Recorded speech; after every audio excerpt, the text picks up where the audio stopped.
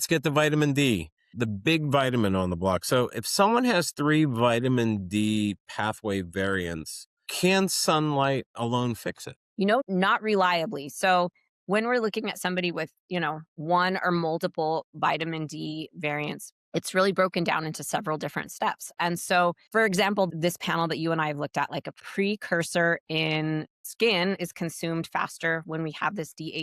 DHCR7 gene. And we also have to look at how quickly that vitamin D is cleared. So, sun exposure really addresses only part of the first step. So, there are downstream inefficiencies. That means there's system leaks at some point. And so supplementation with vitamin D and then monitoring those levels are really the more reliable approach. Welcome to Beyond the Scale, where real health gets deeper than just the numbers. I'm Dr. Darren Dubiak. I'm Alexandra Dubiak, and we are not only partners in life, but also passionate partners in integrative care, Blending faith, family, functional wellness, and a little life with our dogs. because true healing happens beyond the scale. Hey everyone, welcome back to Beyond the Scale. I have Dr. Piper Gibson back on the show. Dr. Piper, thank you. Yes, thanks for having me. Again, I had Dr. Gibson on, and we had this, more or less, Piper, I guess we could say we had this idea of why don't we do a series on the AIMPrint, right? So, guys, we're going to do 4 or 5 episodes specifically on the genetic testing at Body by AIM called the AIMPrint. Our first episode was, what is the AIMPrint? How many genes we look at, how many SNPs we look at, and what do those things mean?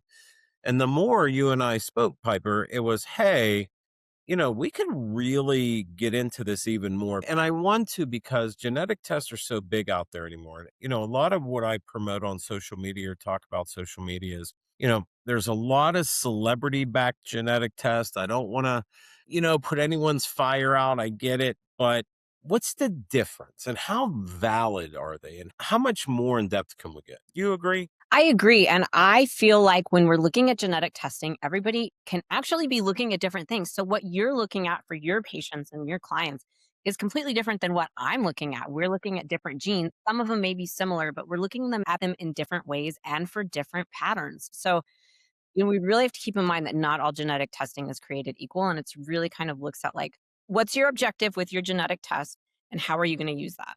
Yeah. And you know what? I liked how you prefaced that. So, guys, the AIMPrint is a genetic test really, I think, attacking metabolic function. Would you agree, Piper? From weight to dietary habits, everything, right? So that's my wheelhouse. That's what Body by AIM does. Yourself, tell people again what genetic test you're running with your clients, please. Right. So I have a panel that it's called Designer Genes. And that panel that I am using with my clients is where I'm focusing on children and families who are struggling with neurological issues like ADHD, anxiety, tic disorders, Tourette's, OCD, those kinds of things. So some genes on your panel are similar to genes on my panel, but we're looking at them for different clues. Okay, I love it, love it. So one of the things that I said we should do is, you know what? Why don't we go over? So I test 121 SNPs, right, on the AIMPrint. Why don't we, for today's episode, go over the top 10 genes on the AIMPrint and why they matter? Agreed? Absolutely. All right. So my favorite gene, and I do call it the fat gene. I mean, come on. So it's the FTO gene, right? It's the obesity, the appetite, the carb sensitivity gene. So what exactly is this FTO gene and why does it matter for weight loss? Yeah, FTO is one of the most studied obesity genes in existence, and it really influences appetite regulation, how full you feel after eating, how strongly you're drawn to high calorie foods. And so the AA genotype, which is considered high risk, is associated with that increased hunger signaling, reduced satiety, and a stronger preference for calorie dense food. So essentially, that biological deck is stacked towards overeating. So on your test, when we're looking at it, it's really valuable information because it really can change how you approach weight loss clinically. Gotcha. So let me ask you a question. So how does that AA gene, right, actually show up in daily life? Like cravings, hunger, like what is it? So think of it as a persistent low hum of hunger, that kind of like all day you're like, Yeah. I'm Well, hungry. I definitely have that gene. Yes. I have that gene. Ask Allie. I definitely have that gene. So, These patients, these types of people often eat a full meal and they feel satisfied for about 45 minutes. And then they're like, I'm still hungry. It's going to get you up and you're going to like go peek in the pantry or the refrigerator. Cravings tend toward carbohydrate dense foods and sweet foods, specifically when it's going to feed this feedback loop. So, this gene actually responds really well to a low carb, moderate fat diet. And you can test that on the AIMPrint. I love it. I love it. So does this result mean then that if someone is destined to be overweight if they have this FTO gene, right? So guys, when you have the AIM print on, and Dr. Gibson knows this, it's almost like a stoplight, right? Green means good, yellow is and red is, hey, this brings my attention. So if I have this FTO AA genome, right? Does it mean I'm destined 100% to be overweight? No, absolutely not. And this is why I really love genetics because here we are. If you listen to that previous episode, we talk about using your genes as a blueprint and a roadmap. So genetics doesn't load the gun. You hear this everywhere. Environment pulls the trigger. And so the standard dietary advice is just eat less. And it's really going to be harder and less effective for this person because that strategy doesn't match their biology. So knowing the gene helps us to build the right environment, meal timing, macronutrient ratios, and strategic support instead of doing things that go against it, like just eat less. Yeah, right. And it's so funny because that is what they say, right? And then even with myself, by the way, Dr. Gibson knows this. So my FTO gene was red, and I do have that hunger. And I'm not overweight, but I will tell you this: I do have to be very conscious on what I eat. I do think about it. I definitely know how foods affect me. And when you said low carbohydrate diet, sign me up, right? When I'm eating higher proteins, I feel fantastic. So it is not a death wish like we always say. It is a direction on knowing where we should be. Fair enough? Fair enough. And I also think that really it helps you design that. Like, one, when you know this about yourself, just like you said, you can really tell yourself, okay, like this low hum of hunger is, yes, it's genetic.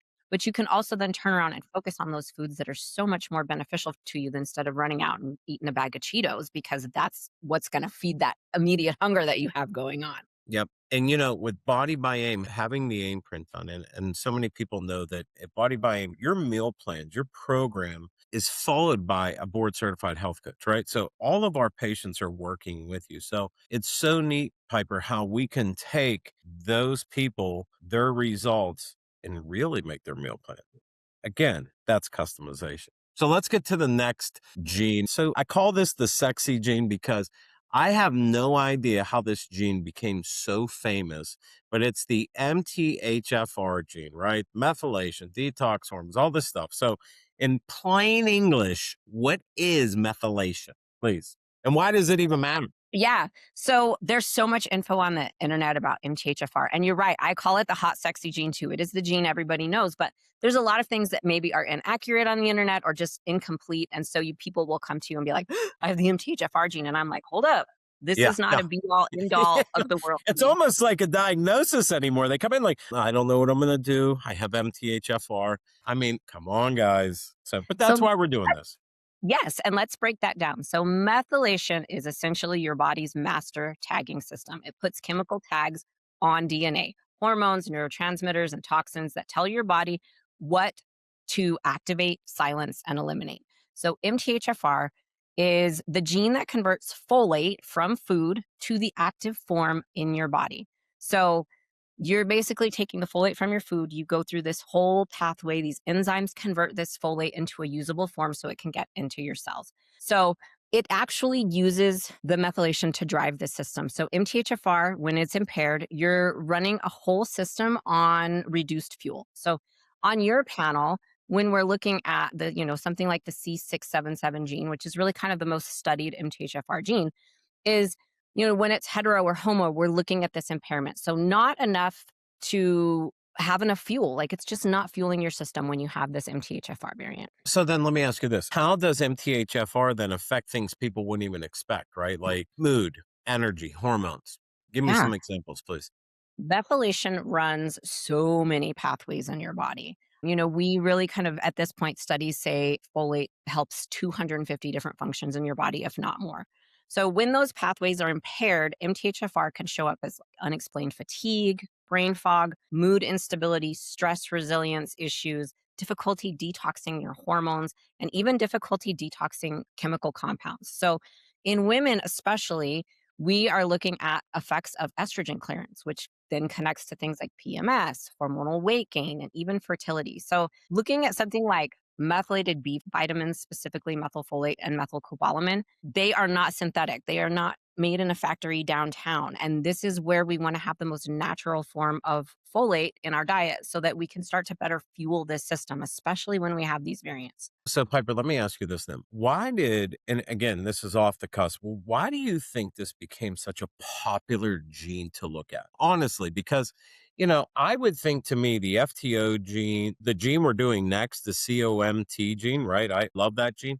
Like, why do you think MTHFR got so famous? Best way I could say it. I think one, you have people who are starting to study these genetics. We've done so much work on the Human Genome Project, and then we have all of these studies coming out. And I think that you got a couple of people who read studies about MTHFR and then started connecting it to, how their patients were feeling, how they were acting, and what their lifestyles were like. And I think it just exploded. Like when we look at the data, about 80% of the population or so has an MTHFR variant. It is not a be all end all gene. It works in conjunction with so many other genes, but I think it was this way to be like, "Oh, I have this genetic issue and this is my problem." So we're trying to give a label to somebody's problem, and I think MTHFR was the Yeah. guy. No, I kind of agree with that. Like I said, there's really nothing in my infancy in learning about genes of why this gene became such a big, big thing, right? Let's get to the next one, and that's COMT is in Tom. And I love this one because this talks a lot about stress, dopamine, and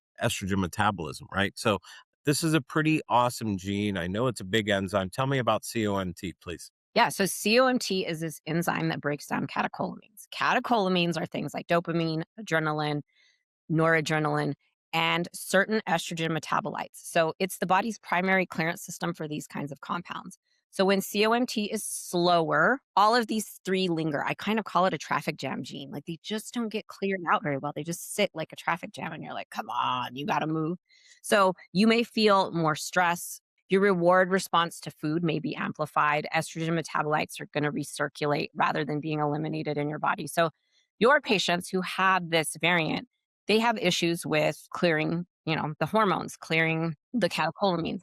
So it's not the worst case, but we have to look at it layered with other findings. So we know like MTHFR, that folate is going to help feed our neurotransmitters like dopamine. So if you don't have enough folate, maybe you're not making enough of this dopamine, and then we're not clearing it and we have this traffic jam going on. So it's really important to really kind of look at how all of these things are connected. It's not one gene, it's how all of them work together. And I like it. And that's exactly what my next question is. Then how does the COMT gene affect people with cravings and stress or hunger, right? So when that dopamine lingers, so we're talking about the traffic jam, we've got that synaptic space and that dopamine's kind of sitting in there lingering. Highly palatable foods, sugar, salt, fat, they generate a stronger reward signal. So the brain files these foods as high value experiences. Oh, these are so good. So during stress, catecholamines spike and clear slowly, prolonging that fight or flight response. So food becomes a coping tool because it temporarily dampens that response. So, you have to look at when they have this COMT, these types of patients and clients may have an increased desire for these sugary, salty, fatty foods. So let me ask you something. So would that be considered your stress eater having this gene? Yeah, Or it could you know what I'm definitely. okay. Yeah, I think you could definitely work that into somebody who's a stress eater, but really just kind of like this, it's that reward. It's like, or even people who are like, "Whoa, I nailed my presentation today, and I can't wait to eat this cheeseburger." You The know? reward, right? No, Mhm. got it. So that's a big, big gene. And again, when we go over it in the office on the AIMPrint, it comes up on multiple test soliloquies, and it's huge for me helping people. I want to get to the next one because this is important because you have the United States of America, right? You have 93 million diabetics, pre-diabetics and type 2 diabetics, right? That's a lot of people. Would you agree? Absolutely, a ton. So I would say that's one of the biggest health risks affecting this country is people who don't even know if they're prone to being a diabetic. So the PPARG, the insulin sensitivity and metabolic syndrome gene, is something that is near and dear to my heart. I have a patent pending, and hopefully next time we talk, that patent will be approved on how Body by AIM deals with diabetics and weight loss, and our program and system that I developed, the AIM method on how to lower those things. And one of the things I've seen using the AIMPrint Piper is, that PPAR gene is so big. So do me a favor, tell us about it. Actually, tell us all about it, because especially the dietary fat response. I love that, please. Yeah. So you could call it PPARG. Sometimes we call it PPARG. But when we are looking at this gene, it is a nuclear receptor. It really governs fat storage, insulin sensitivity, and inflammatory signaling. So we know that the patients that you're working with who have this variant, it means that they benefit from increased polysaturated fat intake. So that practical layman's term translation is olive oil, fatty fish, walnuts, avocado are genuinely more therapeutic for this person. So not just generally healthy, but specifically we can match it to their genetics. So the saturated fat heavy diets are likely to work against this profile, which is relevant for anyone who's considering keto or carnivore. I bet you've had people who are like, I did keto and I could not lose weight. I just kept gaining weight. They're eating the right fats. Wait a minute, wait a minute, wait a minute. You're telling me, guys, I'm learning something today. Wait a minute. So the PPARG gene, if that's red, if it's dominant, you're telling me keto or carnivore is just not the right program for them. It's just not the right program. And so again, you have people throwing spaghetti at the wall to see what fits when it comes to diet. And they're trying all these diets. And, my mom's a great example. She tried keto and she was like, I just kept gaining weight. And I'm like, well, let's look at your genes and go back and get you the right diet for your genes. Right. Well, you think about it, it actually makes sense, because when people come in and they're very sensitive about their insulin or sugar levels, they're going to say, well, no carbs. So when you eat no carbs, they're thinking those two big. Haha. See, guys, this is why you watch Beyond the Scale, because even Dr. Dubiak finds things out as we go through this. I love it. All right. Exercise response, the fat burning genes, love, love, love, the ADRB2 and the ADRB3 genes. Please, how do these genes determine whether who burns fat more effectively than the others? Yeah, so ADBR2 and ADBR3, they encode our receptors on fat cells that respond to adrenaline. So the signal that breaks down the stored fat. So if these receptors are impaired, exercise doesn't trigger fat release efficiently. So somebody who is in your clinic and they have this dominant gene, they are going to have some issues. But if it comes back with a normal function, that's generally good news. It means that moderate intensity exercise should promote fat breakdown effectively. But if you have this gene, you need to understand that exercise isn't going to be your key factor for weight loss. Like if you're out trucking it every single day, it may just not be the factor that you need for the weight loss. Yes, exercise is important. This does not mean don't exercise. This just means chugging your behind off may not be the most effective way for you to lose weight. Yeah. And I'll have people say, well, I walked my dog, just like Allie and I, when we have the Sheps and we're walking him around, people say, well, I walked my dog for 3 miles. But think about how many stops you're just getting off course. It's not close. So I know it's exercise. Like you said, it's something, but I tell people these genes are so imperative because, I'm not a marathon runner. Okay. I don't, I'm not a treadmill guy. I mean, not even close. So it's amazing because when I got my genes back, I'm like, son of a gun, that makes sense. Because when I do a hit training, right, like a boxing or something, well, I'll say boxing because that's actually what I do, right? I feel fantastic. And that's when I do get results. So it makes perfect sense of how accurate that gene really is. Well, Um, that's why we're friends. I didn't You were a boxer. I am no, too. no, I used no. to I'm box not a all the time. boxer. No, no, no. I'm not a boxer. For extra cardio, I'm like, you know what? I'm gonna take this boxing class but in my mind, I'm a boxer. All right. So next, besides stress and people finding stress relief, I don't think there's anything close to the next one of what people try to get relief for, and that's sleep. I've never met so many people when you're just talking to people, just don't sleep. They don't know how to sleep. They sleep horribly. They sleep too much. It's unbelievable how sleep is dominant. And, as practitioners, Piper, we know that how beneficial sleep is. So let's get into the clock genes, literally the clock genes. So, what are they and why do they matter, honest to goodness, for metabolism? I mean, you hear like sleeping better will definitely help you, but why? Why? Yeah, and you have several clock genes on your panel. So every cell in your body runs roughly on this 24-hour biological clock. So clock genes are those master regulators of that timer. They govern when you burn fat, when cortisol peaks, when insulin sensitivity is highest, when your hunger hormones rise. So when these genes are disrupted, either genetically or behaviorally, the metabolic consequences are significant because it can lead to weight gain, high blood sugar control, abdominal obesity. So we really have to look at how these genes all work together to help people sleep and regulate their metabolism. So I want to talk about something that has affected this country and people like I've never seen before, Dr. Gibson, and that is sleep, right?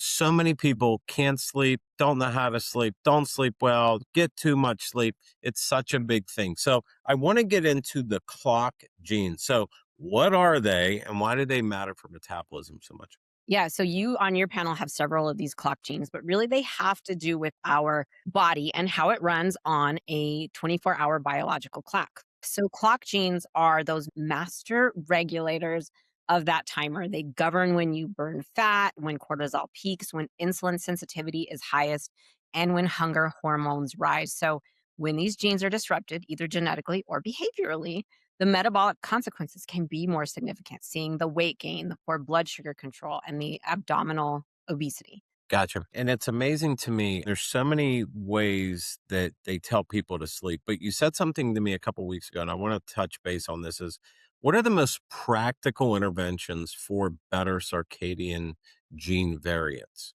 Yeah. So morning light exposure, 30 minutes, no sunglasses. It's when you wake up, go outside 30 minutes after waking.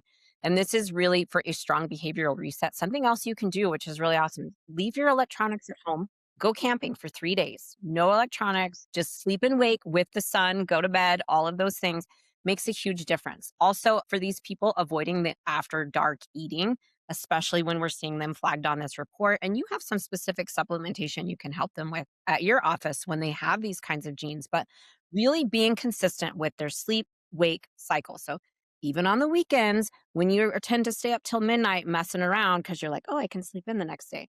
It really is not good for these genes. You really need to stay on that schedule. If you go to bed at 9 o'clock during the week, go to bed at 9 o'clock on the weekends. So, go to bed at 9 or go to bed at 10 and wake up at 6 a.m., you are going to feel so much better. And all of these things are going to be better regulated for Yeah. you. And you know what? The proof's in the pudding. So today, different background behind me. So we're in my satellite office, and the satellite office is only 6 minutes from the Pittsburgh airport, right? So about less than 20% of my patients in this office work in the airline industry. It is unbelievable how sleep is so affected on the results, their blood work, their relationships. I mean, it's big, big, big, big, big. So, all right, let's get to the last couple. These are my fun ones. Ready? Because I'm doing this right now. So the CYP1A2, the caffeine metabolizing gene, take it away. What's it mean to be a fast caffeine metabolizer? Please. Yeah. So I think most people who have this gene variant know they have it. I am one of them. And if I cannot have caffeine past noon, if I have caffeine past noon, I'm never sleeping again. So, what we are looking at for your panel is fast metabolizers, those who have an AA genotype on your panel. They clear caffeine from their bodies roughly twice as quickly as slow metabolizers. And when that effect wears off faster, they tend to consume more caffeine and consume it later in the day. So late caffeine consumption is going to interrupt your sleep. And that person may feel fine falling asleep, but it reduces that deep sleep that they get. So maybe you're that person, like my husband, who is like, oh, I can have coffee right before bed. But then you just don't get that deep sleep. So when you combine this with your clock genes, it can create this compounded circadian rhythm disruption that can really undermine your weight management. A lot of the times anymore that I'm asking patients about, hey, how's your sleep? Oh, it's all over. So it's just not about stress anymore. It is about genetically of how you are processing things. Just like you said with your husband, Allie could have a cup of coffee and go right upstairs to bed and sleep, right? I can have coffee late, but I just can't go right to bed. But it is funny, like you said, hey, you got to stop drinking it at noon or you're going to be up for 3 days. It's pretty awesome test. You know that. Yeah. Yeah. And I think that's a fun gene. Oh, yeah. Let's get the vitamin D, the big vitamin on the block. So if someone has three vitamin D pathway variants, Can sunlight alone fix it?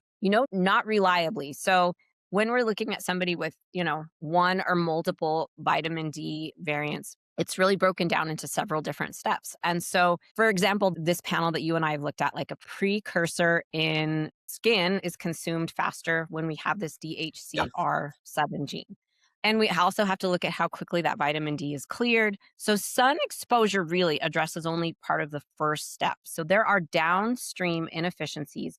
That means there's system leaks at some point. And so supplementation with vitamin D and then monitoring those levels are really the more reliable approach. So, you have a recommendation for what you are looking at on what your panel and what that vitamin D supplement recommendation is going to be. But you have that capability to then look at these genes and say, hey, based on your genes, based on these compound factors, sunlight really won't fix this. But here's the amount of vitamin D that we should really be supplementing with. And then you can monitor that. Right. And I love that we're making a point out of this vitamin D gene because so many people, like I said, hey, listen, we're in the Northeast. We don't see the sun more than 100 days a year, right? Sadly enough. So we know for a fact that enough sun exposure is still not going to be relevant enough to increase our vitamin D. So this is a great gene, guys, on the AIMPrint to have done. Piper, you have one last gene, and I actually want to add one. But for yourself, this is such the main focus on your practice, which is the inflammation risk, which is the IL-6 and the TNF alpha gene. So please take it away. Yes. So this is really one of the things that I focus on a lot. So IL-6 is this pro-inflammatory signaling molecule, and chronically elevated IL-6 contributes to, for your patients in your office, insulin resistance, fatigue, joint discomfort, reduced response to weight loss interventions. So when we are looking at somebody who has this elevated production predisposition, we are going to have a more aggressive inflammatory response. So we start to see this imbalance with inflammation. Diet, quality of sleep, stress management, they aren't optional for these people. They are really therapeutic interventions. And so when we start to look at something as well like TNF, so TNF can be an upregulator or a downregulator of inflammation. But when I'm looking at it, I explain it to my clients like TNF is the party guy. He's like, woohoo. And if he comes in and you have a bunch of inflammation in your body, he's going to be like, yeah, let's ramp that up. And so you see this compound issue of increased inflammation when you have these variants. And so for us and for your clients, it's like, how do you focus on this anti inflammatory lifestyle, diet, environment that's really going to be that therapeutic intervention for your body and your genes and your life? It's true. It's 100% true. Listen, I want to end it on one of the genes that I think is captivating our clients and our patients right now, and that is the GLP gene, right? So, word of the day, GLPs in the weight loss industry. So, how neat would it be, Dr. Gibson, if I told you there's a genetic test that can check your GLP sensitivity to see how well you would do on a GLP? Would that not be its waiting It goal? is worth its weight in gold. And honestly, I think this is the coolest gene on your panel. Yeah, I love it. yeah. And I don't look at it because I don't have clients that we are going to look at these GLP ones. But for somebody in your industry where you're looking at metabolism and weight loss and Mhm. healthy metabolic function, it is the coolest. And I'm so excited about this gene because GLP-1 R, which is the gene, one of the genes you're looking at, it encodes the receptor for those GLP-1 medications like Ozempic and Wegovy and how they actually bind. So if we can look at those genes and say, oh, you have some variants here, they may have a receptor that is less functionally genetically responsive to that medication. It just won't work as well. So you may have people that come into your office be like, GLP-1s just didn't work for me. And then you're like, I know Yep. why. Let's look at Uh-huh. this gene. Uh-huh. And that's what I do. They come and I just go like this. Let me show you what I have in my bag. But no, all kidding aside, it's one of the neatest variants. It's one of the coolest genes that I've seen from a weight loss perspective because listen, we know that they work extremely well when done correctly, right? But to really have that knowledge of how well or how horrible that person will do on them, it's worth everything to me. So listen, I want to thank you for this episode. Like I said, we're going to be doing a series, guys, with Dr. Gibson and myself on the AIM print. Stay tuned for it. Thanks for tuning in. And if you guys love this episode, hey, share it. tell everyone about Body by AIM, the Beyond the Scale. The AIMPrint alone can also be purchased right off the website at bodybyaim360.com and can be shipped anywhere in the continental United States. So, Dr. Gibson, I thank you for joining me today. It's always a pleasure. Thank you for having me. You're welcome. Talk to you soon. You too. Thanks for spending time with us on Beyond the Scale. If today's episode helped you see your health differently, Like the show? Share it. and we'll see you next time on Beyond the Scale.